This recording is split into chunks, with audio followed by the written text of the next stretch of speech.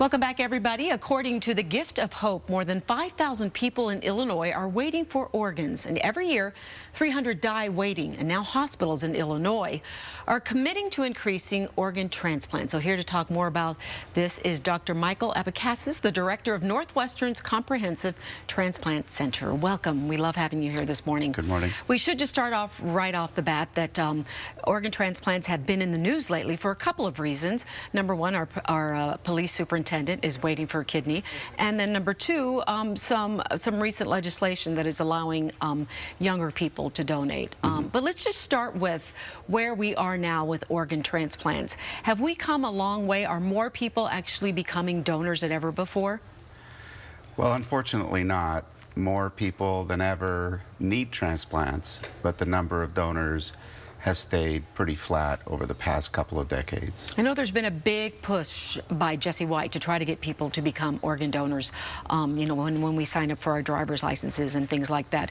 And let's go back to what I mentioned earlier, which is now 16 and 17-year-olds can become organ donors in the state of Illinois. What kind of impact is that going to have? What kind of difference will that make?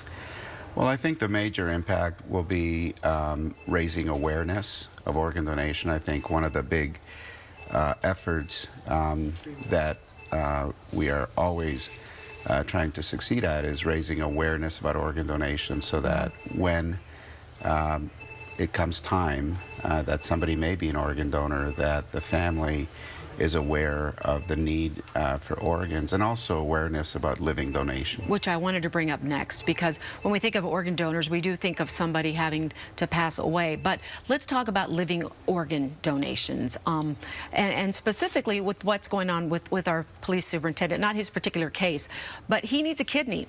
And when we talk about living organ donors, those are people who fit in those categories. Tell us about the kidney swap system, how that works, and how people can be a part of that. Sure. So first, living donors are perfectly healthy people who want to help, and they're willing to donate either an organ or part of an organ.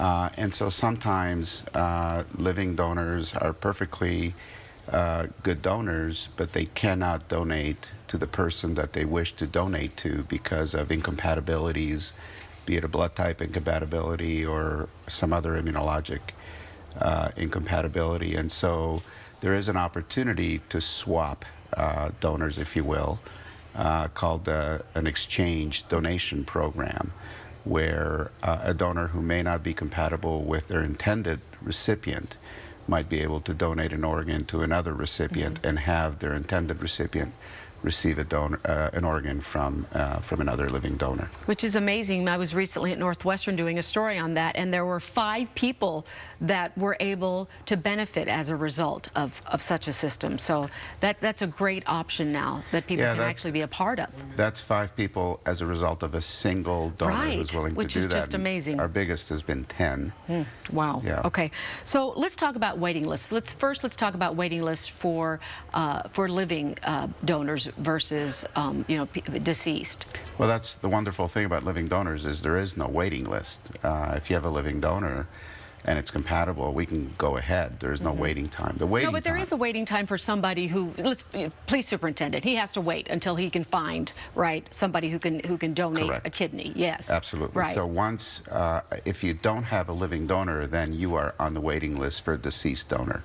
But the minute you identify a suitable living donor, then the waiting time basically goes away, and that's the big difference. So finally, if you can just give people one word or reassurance or anything about organ transplants and organ donations, what would you like that to be?